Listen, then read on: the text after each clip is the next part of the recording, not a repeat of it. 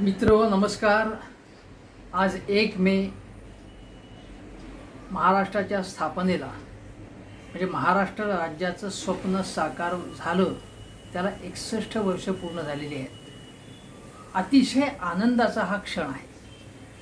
मी जगात आणि भारतात महाराष्ट्रात सगळीकडे करोनाचं संकट जरी असलं तरीसुद्धा महाराष्ट्र राज्याचं जो वाढदिवस आहे, महाराष्ट्र राज्याचं जे स्वप्न साकार झालेलं आहे त्याला 61 वर्ष झाल्याबद्दल आपण सगळ्यांनी आनंद व्यक्त केला पाहिजे.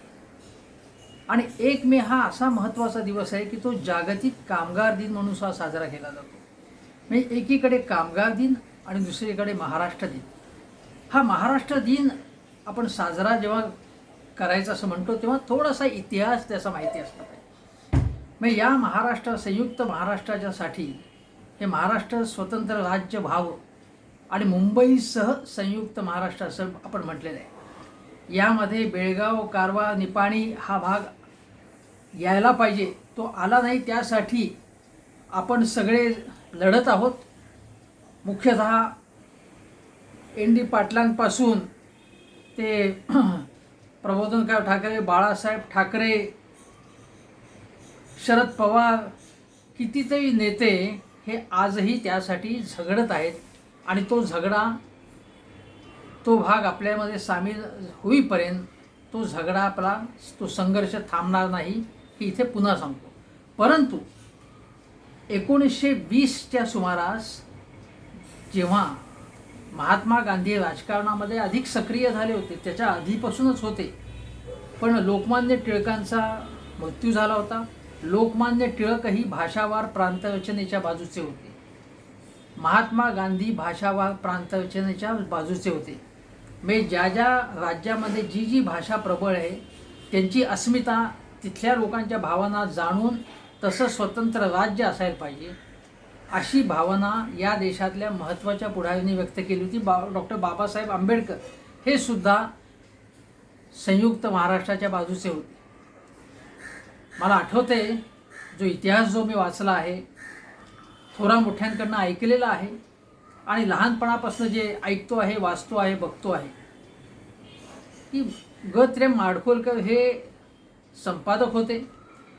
त्यांनी ते साहित्यिक, कादंबरीकार आणि पत्रकार, त्यांनी हा ठराव मांडला 1940च्या दशकात की मुंबईसह महाराष्ट्र राज्याची स्थापना झाली पाहिजे. असा साहित्यिकांनी त्यामध्ये पुढाकार घेतला होता, हे आपण लक्षात घ्या. परंतु स्वातंत्र्य मिळाल्यानंतर आयोग नेमण्यात आले, दार कमिशन नेमण्यात आलं, अजून एक कमिशन फाजल अली आयोग नेमण्यात आला. परंतु त्यांनी संयुक्त महाराष्ट्र म्हणजे मुंबईसह संयुक्त महाराष्ट्राच्या स्थापनेला विरोध केला होता, दर्शवला होता. पंडित जवाहरलाल नेहरू यांनी देशाच्या उभारणीचं अतिशय महत्त्वाचं काम केलं. पण स्वतंत्र भारतची जडणघडण होत होती. नुकतं स्वातंत्र्य मिळालं होतं. अशावेळी भाषावार प्रांत रचनेसाठी ज्या चळवळी होत आहेत त्याच्यामुळे देशाच्या एकात्मतेला बाधा येईल, म्हणून ती गोष्ट आत्ता करायला नको असं नेहरू यांचं मत होतं. परंतु नेहरू यांच्या मताला काँग्रेसमधल्या महाराष्ट्रातल्या काही लोकांचा विरोध होताच, पण मुख्यतः डावे नेते होते, म्हणजे कम्युनिस्ट नेते होते, समाजवादी नेते होते, शेका पक्षाचे नेते होते, त्यांचं संयुक्त महाराष्ट्रासाठी आग्रह होता. शंकरराव देव जे काँग्रेसचेच पुढारी होते, त्यांनी आधी संयुक्त महाराष्ट्र समिती स्थापन केली होती, ती पुढे गुंडाळली. म्हणजे संयुक्त महाराष्ट्र परिषद स्थापन केली, ती पुढे गुंडाळली, कारण ते शेवटी काँग्रेसचे पुढारी होते. परंतु त्यानंतर संयुक्त महाराष्ट्र समिती अस्तित्वात आली आणि संयुक्त महाराष्ट्र समितीमध्ये प्रबोधनकार ठाकरे होते, आचार्य अत्रे होते, कॉम्रेड डांगे होते, S.M. जोशी होते, कितीतरी पुढारी होते. या सगळ्या पुढारींनी, सेनापती बापट होते, रक्ताचं पाणी केलं अक्षरशः आणि हे महाराष्ट्र राज्याचं स्वप्न साकार झालं. मोठा लढा झाला, रक्तरंजित लढा झाला. लोकांनी लाठ्या खाल्ल्या आणि ते फक्त मुंबईमध्ये नाही, मग जळगाव असेल, कोल्हापूर असेल, सांगली असेल, पुणे असेल, नाशिक असेल, ठिकठिकाणी सत्याग्रह, मोर्चे, निदर्शनं झाली. लोकांवरती लाठ्या चालवल्या गेल्या. यामध्ये मुख्य गोष्ट लक्षात घेतली पाहिजे की कामगार आणि शेतकरी शेतमजूर सगळे एकत्र होते याच्यामध्ये. मध्यमवर्गीय एकत्र होते याच्यामध्ये, आणि त्यामुळे कामगार आणि शेतकऱ्यांच्या एकजुटीचं हे आंदोलन होतं. ही एकात्मता जी होती या आंदोलनामधली ती अभूतपूर्व होती. आणि म्हणून आपण लक्षात ठेवलं पाहिजे की 1 मेच्या दिवशी कामगार दिन आणि महाराष्ट्र राज्याच्या स्थापनेचा दिवस, महाराष्ट्र राज्याचा वाढदिवस जो आहे, त्यामध्ये शेतकरी आणि कामगार हे एकत्र आले होते आणि एकत्र येऊन त्यांनी जर लढा दिला तर तो यशस्वी होतो हे दाखवून दिलं होतं. आजही हा लढा प्रेरक काय आहे की कामगार आणि शेतकऱ्यांनी सतत एकत्र राहिलं पाहिजे आणि आपल्या हक्कासाठी लढलं पाहिजे. एकत्र आलं तरच त्याचा प्रभाव दिसतो, त्याचे परिणाम दिसून येतात. ह्या लढ्यापासून प्रेरणा घ्यायची ती ही आहे. संयुक्त महाराष्ट्राच्या या आंदोलनामध्ये शाहिरांचं फार मोठं योगदान होतं. शाहीर अमेर शेख असतील, शाहीर साबळे असतील, शाहीर गवाणकर असतील, आत्माराम पाटील असतील, पिराजी सरनाईक असतील. गरजा महाराष्ट्र माझा हे तुम्हाला माहितीच असेल. जय जय महाराष्ट्र माझा, गरजा महाराष्ट्र माझा, शाहीर साबळ्यांचं. कंबर बांधून उठ घाव झेल आया, महाराष्ट्रावरून टाक ओवाळून माया, अण्णाभाऊ साठे. किंवा जनतेच्या सत्तेची ज्योत जागती, गरजा संयुक्त राष्ट्र भारती, अमर शेखांचं आहे. आणि हे लिहिलं होतं कोणी? बाबूजींनी, सुधीर फडक्यांनी हे लिहिलेलं होतं. असे सगळे एकापेक्षा एक शाहीर याच्यामध्ये आंदोलनात उतरलेले होते. सी.डी. देशमुख जे नेहरूंच्या मंत्रिमंडळात मंत्री होते, त्यांनी या संयुक्त महाराष्ट्र समितीच्या तर्फे जी आंदोलनं चालली होती त्यावेळी जी हिंसा झाली त्या सगळ्या, आणि त्याची चौकशी नीट झाली होत नव्हती, त्या सगळ्या एकूण धोरणाच्या निषेधार्थ केंद्रीय मंत्रिपदाचा राजीनामा देऊन महाराष्ट्राच्या आपल्या प्रेमाची साक्ष दिली. असे चिंतामणराव तथा सी.डी. देशमुख किंवा एस.एम. जोशी जेव्हा आंदोलनाला हिंसक वळण लागण्याची शक्यता होती, तेव्हा ते लागू नये म्हणून त्या आंदोलनाचे नेतृत्व करणारा नेता किती रिस्क घेतो हे एस.एम. जोशींनी दाखवून दिलं. जेव्हा पोलिसांवरती जमाव तुटून पडण्याची शक्यता होती तेव्हा पोलिसाला मागे घेऊन समोर येऊन छातीचा कोट करून एस.एम. उभे राहिले आणि सांगितलं की त्यांना हात लावता कामा नये. अशा प्रकारचे नेते होते. अनेकांना गोळ्या घालण्यात आल्या, अनेकांवरती गोळ्या चालवण्यात आल्या. त्यावेळी मोरारजी देसाई होते. मोरारजी देसाई नेतृत्व करत होते, सरकारचं नेतृत्व करत होते. स.का. पाटील हे मुंबई काँग्रेसचे अध्यक्ष होते आणि ते म्हणाले की हे जर असंच होत राहिलं, म्हणजे जर आक्रमकता अशीच बघायला मिळाली तर 5000 वर्षात मुंबईसह महाराष्ट्राचं तुमचं काही स्वप्न साकार होणार नाही.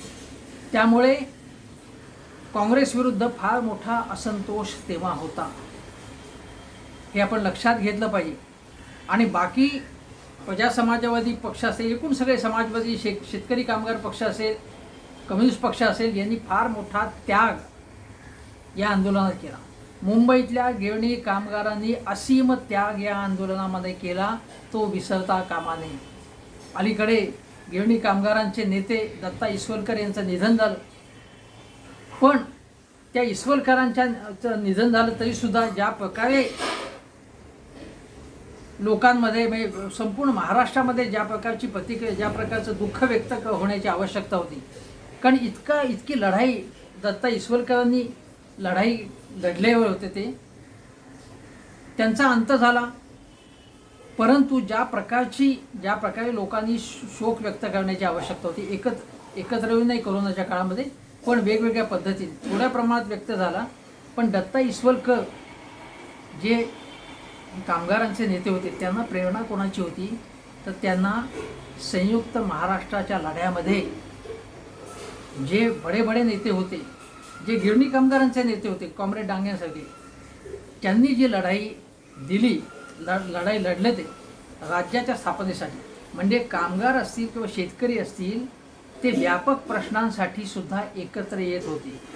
ते केवळ पगारवाढीसाठी किंवा कर्जमाफीसाठी एकत्र येत नव्हते, ते व्यापक प्रश्नासाठी, म्हणजे विशेषतः आपल्या राज्याच्या स्थापनेसाठी, भाषिक अस्मितेसाठी एकत्र येत होते. हे लक्षात घेतलं पाहिजे.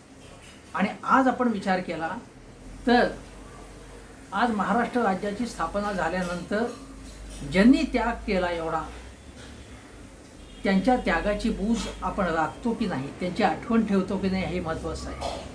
आणि या लढ्यापासून आपण काय या लढ्यापासून हे आपण शिकायला पाहिजे की जरी हे भारत नावाचा हा देश असला, एक देश असला आणि वेगवेगळी राज्य असली, तरी राज्यांच्या म्हणून ज्या काय भाषिक अस्मिता असतात, सांस्कृतिक अस्मिता असतात, त्यांची दखल घ्यावीच लागते.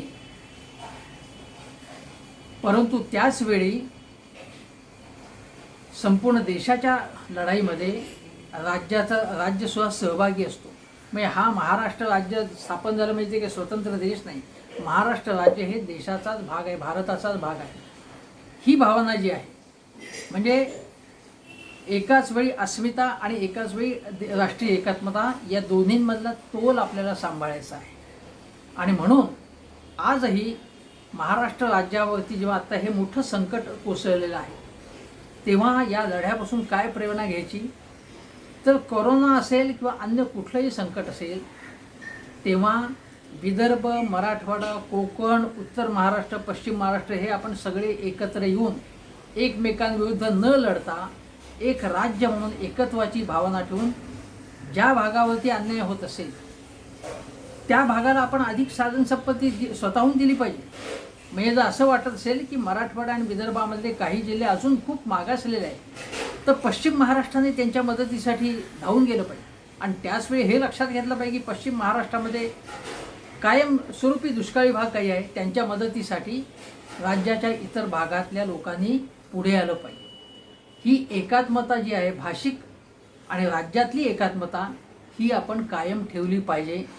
आणि आपण राजकीय पक्षांनीसुद्धा या प्रश्नावरती, म्हणजे जे व्यापक सामाजिक प्रश्न असतील किंवा आरोग्याचे प्रश्न असतील, त्यामध्ये एकत्र आलं पाहिजे.